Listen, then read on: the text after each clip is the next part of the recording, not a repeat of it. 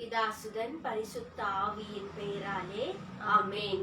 அன்பான சகோதர சகோதரிகளே, இந்த கால வேளையில் நாம் யாவரும் வாரத்தின் முதல் நாள் அன்று நம் ஆண்டவரை துதிக்க, போற்றி புகழ, ஆராதிக்க நம் யாவரும் ஒன்றிணைந்து கூடியிருக்கின்றோம். ஆகையால் நாம் யாவரும் கண்களை மூடி நாம் ஜெபம் செய்வோமாக. ஏனென்றால் இன்றைய வாசகத்தில் ஆண்டவர் எப்படி விளக்கை யாருமே மறைத்து வைக்க மாட்டார்கள், அதை எடுத்து ஒளி வீசதான் செய்வார்கள் என்று சொன்னது போல நம் வாழ்க்கை கூட மறைக்கப்பட்டிருக்கக்கூடிய வாழ்க்கையாய் இருக்காதபடிக்கு ஒளி வீசக்கூடிய ஒளியின் மக்களாக நாம் வாழணும் என்று சொல்லி ஒப்பு கொடுத்து ஜெபிப்போமாக. அன்பின் இறைவனே, இந்த கால வேளையில் எங்களை துதிக்கவும், உம்மை போற்றவும், உம்மை புகழவும் எங்களை நீர் வைத்த கிருபைக்காக ஸ்தோத்தரிக்கிறோம். உம்முடைய மகிமை மேன்மையது ஆண்டவரே, உம்முடைய மாட்சிமை மேன்மது ராஜா. இதோ இந்த கால வேளையில் உம்மை ஏற்றி போற்றி துதிக்கும் போது, இறைவாக்கி உரைக்கும் போது ஆண்டவரே, இதை கேட்கக்கூட அனைவருடைய வாழ்க்கையில நீங்க அநேக விதமான அற்புதங்கள் அடையாளங்களை செய்யும்படிக்காக நாங்க செபிக்கிறோம். ஆண்டவரே, நீர் எங்க உண்டோ அங்க விடுதலை உண்டு அப்பா.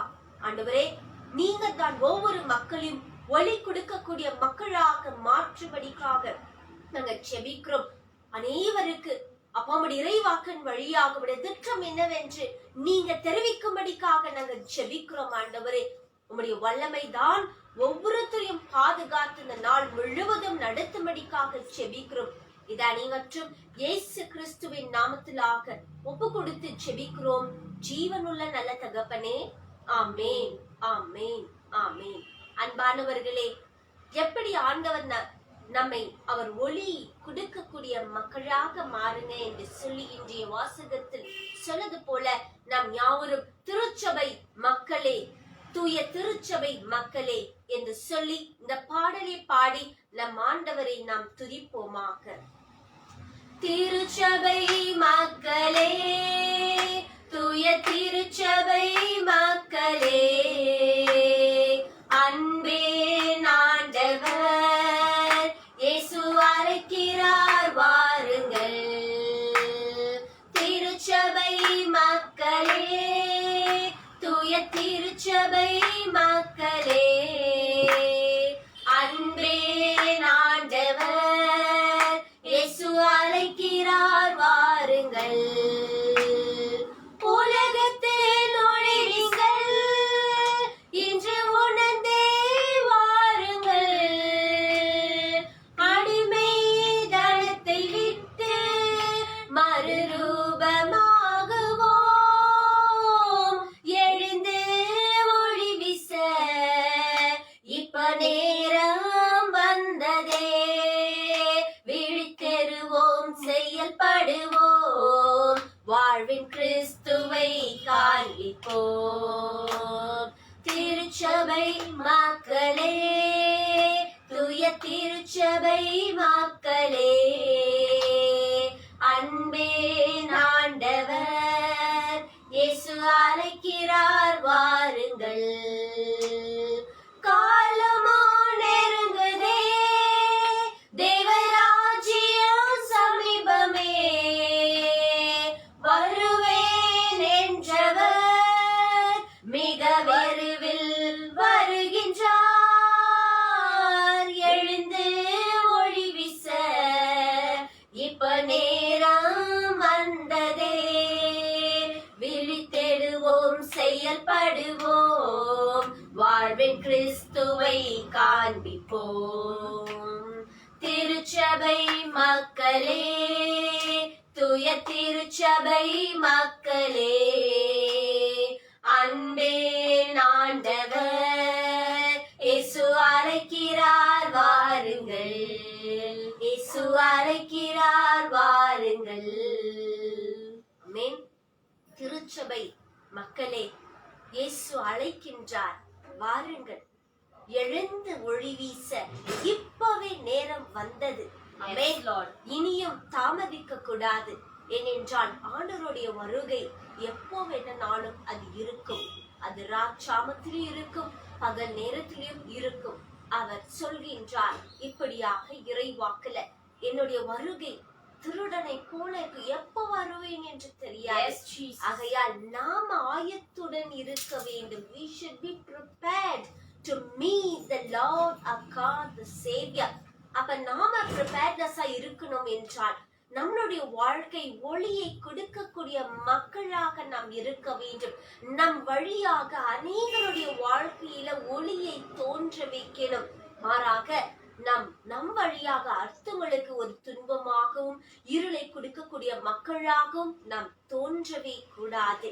ஆகையால் தான் இன்றைய வாக்கானது, இயேசுடைய இறை வாக்கு நம்மோடு பேசி நம்மளை பலப்படுத்தி நம் எந்த வழியில நடக்கணும் என்று சொல்லி நமக்கு ஞானத்தை புகட்டி கொடுத்து இன்றைய நாளில் அது வழி நடத்தும். அதற்காக நாம் யாவரும் கண்களை மூடி நம் இறைவார்த்தைக்காக ஜெபிப்போம். Hallelujah. Thank you Lord Jesus. நன்றி தகப்பனே. இயேசப்பா, இந்த உன்னதமான நேரத்துல தகப்பனே, நாங்க கூடி ஜெபிக்கும் போதே எங்க மத்தியில வந்து வாசம் செய்யும் இயேசப்பா. இந்த நேரத்துல விசேஷமாக இயேசப்பா, யாரெல்லாம் இந்த தொலைக்காட்சி பார்த்து கொண்டு இருக்கிறாங்களோ அனைவருடைய பாதத்துல ஒப்பு கொடுக்கிறோம் தகப்பனே. ஒவ்வொருத்தருடைய முழங்காலுக்கு ஜெபிக்கும் போது தகப்பனே, அவங்க தேவையெல்லாம் நீங்க சந்தியும் ஆண்டவரே. இயேசப்பா, அவங்க மன வேதனையில இருந்தாலும் இயேசப்பா, இந்த நேரத்துல அந்த துக்கம் சந்தோஷமா மாற்றுகிற தெய்வனா நீங்க இருக்கிறீங்க தகப்பனே. ஒவ்வொரு கொல்லியும் நீங்க செயல்படும் ஆண்டவரே. இயேசப்பா, பேசுகிற பேச்சு தகப்பனே, யோசிக்கிற அந்த மைண்ட் தகப்பனே, அவர் சிந்தனை, சொல், செயல் எல்லாமே தகப்பனே உங்களை மாற்றும் நாங்க யோசிக்கணும் ஆண்டவரே. உங்களுடைய செயல் நாங்க ஃபாலோ பண்ணணும் ஆண்டவரே. Yes Lord Jesus, we want to follow your footsteps Lord. We want to come into your righteousness Lord Jesus. Whatever the desires of Satan are there into the mind of people Lord, right now you remove Lord Jesus, remove all the sins Lord, remove all the pleasures and desires, the wants and needs in the mind of people Lord. Take out all the bad thoughts Lord Jesus. Yes Lord, you bless those who are watching Lord Jesus. You bless their eyes Lord. இயேசப்பா, உங்க கண்கள் மாம்சமான கண்களா மாற்றுவீராக. யாரெல்லாம் உங்களுடைய இறைவாக்கு கேட்கிறாங்களோ இயேசப்பா, அவங்க செவியை நீங்க தொடுவீராக தகப்பனே. அவங்க நாவை நீங்க ஆசீர்வதிப்பீராக தகப்பனே. நாவுல வருகிற உச்சரிக்கிற ஒவ்வொரு வார்த்தை உம்முடைய வார்த்தை மட்டுமா இருக்கட்டும் ஆண்டவரே. எந்த அசுத்தம் வார்த்தை தகப்பனே, இச்சான வார்த்தை வராதபடி, அந்த நாவுல வராதபடி நீங்க ஆசீர்வதியும் ஆண்டவரே. இயேசுவின் ரத்தத்தால நீங்க கழுவி எடுமா ஆண்டவரே. இயேசப்பா, யாரெல்லாம் அந்த தவறு செஞ்சிருந்தாலும் இயேசப்பா, இந்த நேரத்துல இயேசுவின் நாமத்தினால விடுதலை நீங்க தாங்க தகப்பனே. You please touch them Lord Jesus. Touch him and remove, cleanse everything from their body Lord Jesus. Make them holy, make them thine Lord Jesus. Right now Lord, we surrender a messenger on your feet Lord Jesus. It is you who's gonna come and give the message Lord Jesus. Let the word of God go and touch deep inside the heart of people Lord, and penetrate to all the mankind Lord Jesus. Through this word of God today Lord, இயேசப்பா, யார் ஆர்வத்தோட இருக்கிறாங்களே தகப்பனே, உம்முடைய இறைவாக்கு கேட்கிறதுக்காக இயேசப்பா, அவங்களை நிறைவாக நீங்க ஆசீர்வதிப்பீராக. Pour out your blessing upon them and to their home Lord Jesus. Let your blessing travel to all the people, those who are watching eagerly Lord Jesus. It is you who is giving Lord Jesus today. Let your word touch them deep inside the heart of people, and you bless them with your holy righteousness Lord. Everything we surrender into your mighty hands Lord. I close my prayer to Jesus Christ the Lord. Amen. Amen. Amen. அன்பானவர்களே, நாம் யாவரும் இப்பொழுது உன்னதமான இறைவாக்கை நாம் கேட்போமாக.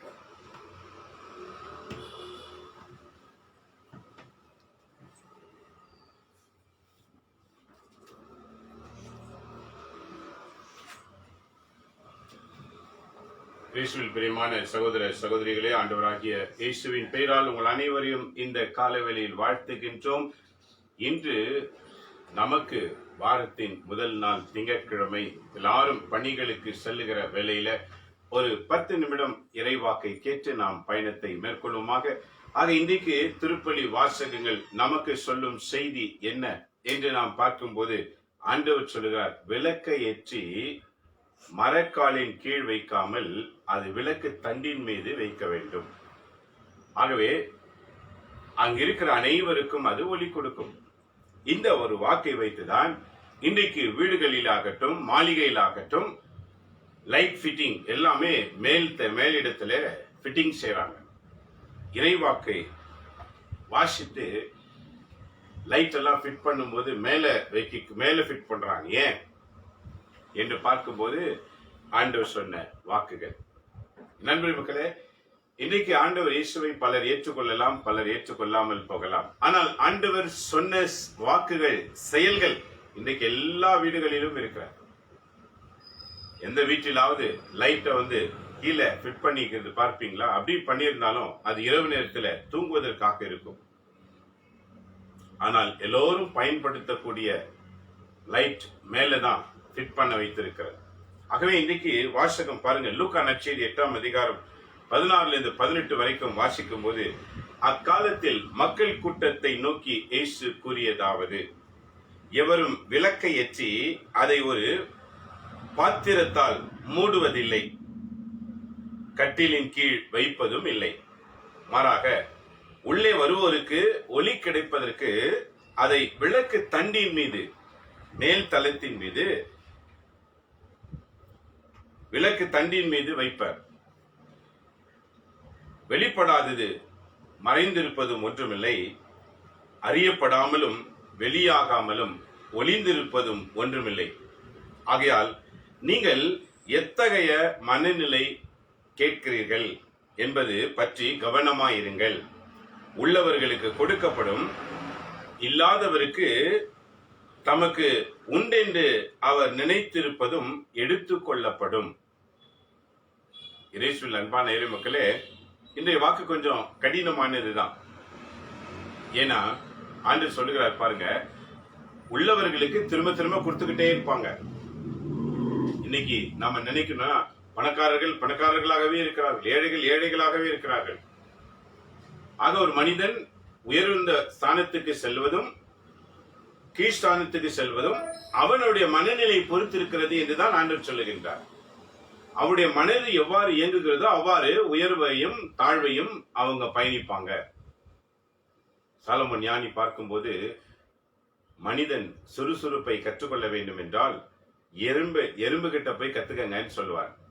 எறும்பை பார்த்து கற்றுக்கொள்ளுங்கள். அது காண்பதற்கு சிறிதளவு தான் இருக்கும். ஆனால் அதுக்கு உணவு இருக்கிறது என்று தெரிந்த உடனே அது எல்லாரையும் ஒன்றாக சேர்த்துக் கொள்ளும். அது சேர்த்துக்கொண்டு எப்படி செல்லும் பாத்தீங்கன்னா, வரிசையாகவே செல்லும். ஒன்னோடு ஒண்ணு முந்திக்கிட்டு செல்லாம ஒண்ணுக்கு பின்னால ஒண்ணு வரிசையா போய்கிட்டே இருக்கும். அப்படியே இதான் சாலமோன் கவனித்து சொன்னார், மனிதன் சுறுசுறுப்பையும் ஞானத்தையும் எறும்பு கிட்ட கத்துக்கணும். ஏனெனில் அது உணவு இருக்கிறது என்று தெரிந்தவுடனே தனக்கு மாத்திரம் வேண்டும் என்று தீர்மானிக்காம மற்ற அனைவருக்கும் அது தெரிவித்து விடும். தெரிவித்த பிறகும் ஒன்னோடு ஒண்ணு சண்டை போட்டுக்காம ஒற்றுமையாக ஒருவர் பின் ஒருவர் அமைதியாக போய்கொண்டிருக்கும். அந்த அமைதியை சீர்குலை வைக்கிறது யாருன்னு பாத்தீங்கன்னா, மனிதர்களாகிய நாம் தான். அது போய்கிட்டே இருக்குது, அப்படியே கழிச்சு விட்டுடுவாங்க. நாம் என்னதான் கழிச்சாலும் பாருங்க, மறுபடியும் அது ஒரு வரிசைக்கு சேர்ந்துடும். ஏனெனில் அது அதனுடைய குணாதிசயம். நண்பர் மக்களே, ஒரு சிறிய எறும்பு இடத்துல இவ்வளவு பெரிய ஞானம் இருக்கிறது, ஒற்றுமை இருக்கிறது, ஒருவர் பின் ஒருவர் செல்லுகின்ற அந்த மனநிலை இருக்கிறது. ஆகவேதான் அவைகளுக்கு எல்லாருக்கும் உணவு கிடைக்கிறது. யாருக்கு இல்லை என்று சொல்லாம எல்லாருக்கும் கிடைக்கிறது. ஆனா நம்ம வாழ்க்கையில பாருங்க, போட்டி மனப்பான்மை, பலவிதமான தீச்செயல். நேற்றைய நற்செய்தி வாசகங்களை நாம் கேட்டோம். முதல் வாசகம், இரண்டாம் வாசகம், நற்செய்தி வாசகம் மிக அருமையான வாசகங்கள். நம்ம வாழ்க்கையை எவ்வாறு நாம் சீர்படுத்த வேண்டும் என்று சொல்லப்பட்ட வாக்குகள். ஆக இன்றைக்கு ஆண்டவர் பாருங்க என்ன சொல்லுகின்றார், உள்ளவனிடத்துல இல்லாதவனிடத்துல உள்ளதையும் எடுக்கப்படும், உள்ளவனுக்கு கொடுக்கப்படும். ஏன்? அது அவனுடைய மனநிலையை பொறுத்தது. நம்ம மனநிலை நேர்மையாக, உண்மையாக, நீதியாக செயல்படும் போது நம்மை தேடி அனைத்தும் வரும். இன்றைக்கு நம்ம மனநிலையில உண்மை இல்லை, நேர்மை இல்லை, நீதி என்பது இல்லை என்று காணப்படும் போது இருக்கிறதையும் தொலைத்து விடுவோம். நண்பர்களே மக்களே, இந்த வாசகம் மிக அழகாக இருக்கிறது பாருங்க. விளக்கை ஏற்றி மரக்காலின் மேல் வைப்பாங்க, மாறாக இந்த விளக்கை கீழே வைக்க இயலாது. அது மதிப்பற்றதாக மாறிவிடும். அதே நேரத்துல அது தன் ஒளியை எல்லாருக்கும் கொடுக்க முடியாது. அது மேலே இருந்தாதான் உள்ளே வருகிற எல்லாருக்கும் ஒளி கொடுக்கும். அதே நேரத்துல மறைந்திருக்கிற பொருளை கூட அது காட்டி கொடுக்கும், எங்க மறைஞ்சிருக்கு அப்படின்னா என்ன அர்த்தம்? நாம என்னைக்குமே இறைவனை நோக்கி, உயரத்தில் இருக்கிற இறைவனை நோக்கி பயணம் செய்யும் போது நம்மிடத்தில் இருக்கிற இருள்கள், நம்மிடத்தில் இருக்கின்ற மறைந்திருக்கின்ற பாவங்கள் அனைத்தும் எடுக்கப்படும். நாம் உண்மையுள்ளவர்களாக வாழ முயற்சி செய்வோம். ஆக இன்றைக்கு நாம் உண்மையுள்ளவர்களா வாழ்கின்றோமோ? இன்றைக்கு முதல் வாசகம் பாருங்க, எஸ்ரா புத்தகத்திலே முதல் அதிகாரம் 1-6 வரைக்கும் நீங்க வாசிக்கும் போது மிக அருமையான வாக்குகள் சொல்லப்படுகின்றன.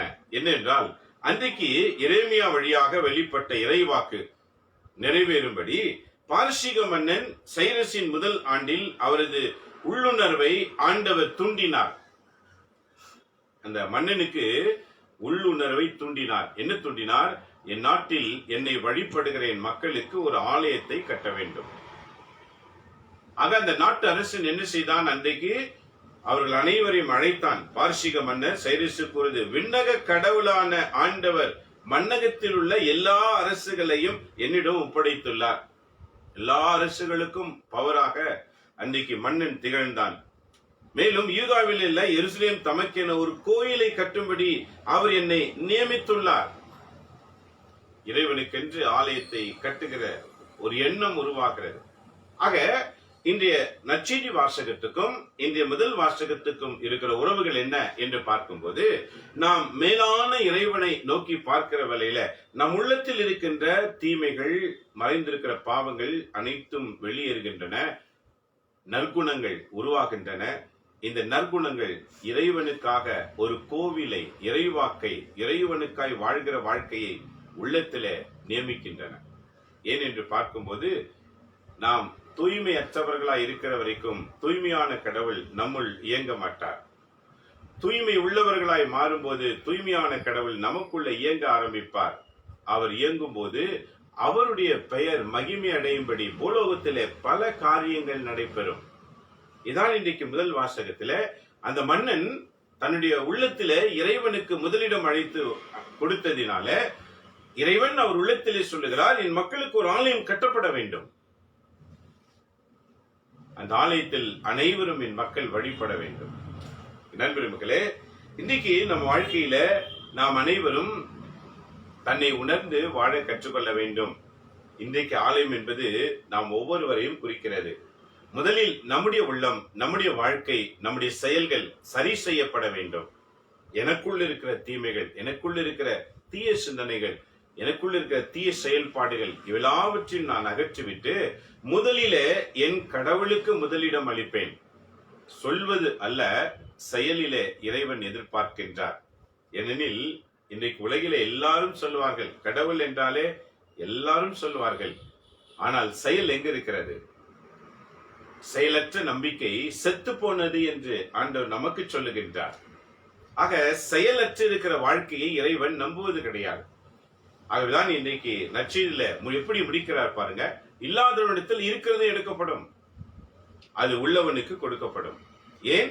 அவன் அதை பயன்படுத்துகின்றான், அறிவை பயன்படுத்துகிறான், நேரங்களை பயன்படுத்துகிறான், எல்லாவற்றையும் பயன்படுத்துகிறான். ஆனால் இல்லாதவனோ எப்போதும் புலம்பிக் கொண்டே இருக்கின்றான். இருக்கிறது கூட போதும் என்று நினைக்காமல் இல்லை இல்லை இல்லை என்று அவன் புலம்புகிறதுனால இருக்கிறதும் இல்லாமல் போய்விடும். அதான் முடிக்கின்றார் பாருங்க, எப்படி முடிக்கிறார் பாருங்க என்று பார்க்கும்போது, இல்லாதவிடமிருந்து தமக்கு உண்டென்று அவர் நினைத்திருப்பதும் எடுத்துக்கொள்ளப்படும். இல்ல இல்ல இல்ல இல்லன்னு சொல்லி வச்சுக்கிட்டே இருக்கிறாங்க பாருங்க, அது டப்புன்னு வந்து யாருன்னா திருடின்னு போயிடுவாங்க.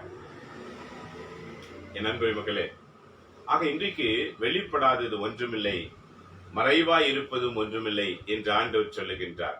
ஆகவே நம்முடைய உள்ளத்தில் இருக்கிற எல்லா விதமான தீச்செயல்களை அகற்றி வெளிப்படையாக உண்மையை மட்டுமே பேச நாடுவோம், உண்மையாய் மட்டுமே வாழ தீர்மானிப்போம், உண்மையாவே இருக்க ஆரம்பிப்போம். அப்போது ஆண்டவர் நம்ம விண்ணப்பத்துக்கு பதில் அளிப்பார். நம்ம ஜெபத்துக்கு பதில் அளித்தால் நம்மை சுற்றி இருக்கிற தீய மனிதர்கள் தானாக அழிக்கப்படுவார்கள். ஆண்டவர் விரட்டி விடுவார். நம்மை சூழ்ந்து நமக்கு முன்னும் அல்லது நமக்கு பின்னும் தீயவர்கள் எழும்புவார்கள் என்றால் நம் ஜெபத்தின் வழியாக அவர்கள் அடியோடு அறுத்து விடுவார். ஆகிய நண்பர் மக்களே, இன்னைக்கு நம்ம வாழ்க்கையில நம்மை முற்றிலும் இறைவனிடத்திலே சமர்ப்பணிப்போம். இறைவன் நம்முடன் இருக்க விரும்புவோம். இறைவன் நம்மை நடத்தும்படி விரும்புவோம். நம்மை இறைவனுக்கு கொடுப்போம். நம்முடைய செயல், நம்முடைய பேச்சு எல்லாவற்றையும் கொடுப்போம். நான் பேசினால் என் கடவுளை பற்றி பேசுவேன், இல்லை என்றால் அமைதியாயிருப்பேன். நான் செய்தால் நன்மையை செய்வேன், இல்லை என்றால் அமைதியாயிருப்பேன் என்று நம்ம வாழ்க்கையில நாம் எதை செய்தாலும் அது இறைவனுக்குரியது என்று நினைத்து நாம் செய்வோம். இறைவன் நம்மை காத்து உயர்த்துவாராக. மன்றாடுவோம். அன்பு தந்தை இறைவா, இந்த காலை வழிக்காக உம்மை நாங்கள் போற்றுகின்றோம். இதோ இந்த நாளில் எங்களோடு இணைந்து ஜெபிக்கிற ஒவ்வொருவரையும் நீர் ஆசீர்வதிப்பீராக. இந்த நாள் தேவைப்படுகிற எல்லா தேவைகளையும் நீர் ஆசீர்வதியும். உலகில் வாழும் அனைவருக்காக நாங்கள் ஜெபிக்கின்றோம். ஒவ்வொருவருக்கும் ஒவ்வொரு விதமான தேவைகள் ஆண்டவரே. சாமி, இன்றைக்கு அநேகருக்கு பண பற்றாக்குறை பிரச்சனை. ஆண்டவர் நீத்தாமே புதிய வேலை வழிகளை திறந்து கொடுத்து ஆண்டவர் அவர்களை நீங்க உயர்த்தும்படிக்காக செபிக்கிறோம். இன்றைக்கு வாலிப பிள்ளைகளுக்காக செபிக்கிறோம். ஒரு வாலிப பிள்ளைகள் பெற்றோர் கீழ்ப்படிந்து உமக்கு பயந்து நடக்கக்கூடிய ஆற்றலை நீர் வழங்குவீராக. ஒரு ஆன்ம கண்களை திறந்து விடும் ஆண்டவரே. வாலிப பருவத்தில உமக்காக வாழணும்ன்ற எண்ணத்தை உருவாக்குவீராக. ஆண்டவரே, இந்த நாளிலே நாங்கள் செபிக்கிறோம். இந்த வாலிப பிள்ளைகளுக்கான திருமணங்களை செபிக்கிறோம். ஆண்டவர் நீத்தாமே நீர் விரும்புகிறதை செய்கிற எண்ணத்தை புகட்டும்படிக்காக செபிக்கிறோம். தனக்கு விருப்பமானதை செய்து அதிலே துன்பப்படாமல் உமக்கு பிரியமானதை செய்து உம்மிலே மகிழ்ந்து வாழக்கூடிய ஆசிரை ஒவ்வொரு இளம் பெண்களுக்காக, இளம் ஆண்களுக்கு நீங்க இதை தரும்படிக்காக நாங்க செபிக்கிறோம். ஆண்டவரே, உம்மிடத்துல காத்திருந்து செய்கிற அந்த ஒரு பொறுமை அனைவருக்கும் நீ தருவீராக. ஆண்டவரே, இந்த நாளிலே அநேக நோயாளிகளுக்காக நாங்க செபிக்கிறோம். ஆண்டவரே, ஒவ்வொரு நோயாளிகளையும் ஆண்டவர் தொட்டு குணமாக்குவீராக. யார் யார் எந்த நோயினால் வேதனைப்பட்டு கொண்டிருக்கின்றார்களோ இந்த காலை நேரத்துல, இந்த செபத்தை கேட்கிற நேரத்துல சுகமாக்குவீராக. வீட்டிலே படுத்துக்கொண்டு அல்லது பயணம் செய்து கொண்டு ஐயோ என்ன செய்வது என்று கடும் வேதனையில் துன்பப்படுகிற ஒவ்வொரு நோயாளிகளையும் உமக்குன்பாக சமர்ப்பணிக்கிறோம். ஆண்டவனீர் குணமாக்கும், அவர்களுக்கு விடுதலை தாரும், பாவங்களை மன்னியும், பாவங்களை மன்னித்து நோயிலிருந்து குணமாக்குமாறு உம்மை நோக்கி நாங்கள் வேண்டுகின்றோம். ஒவ்வொரு குடும்ப சமாதானத்தை கெடுத்துக் கொண்டிருக்கிற தீய ஆவிகள் ஒவ்வொரு வீட்டிலிருந்து வெளியேறுவதாக.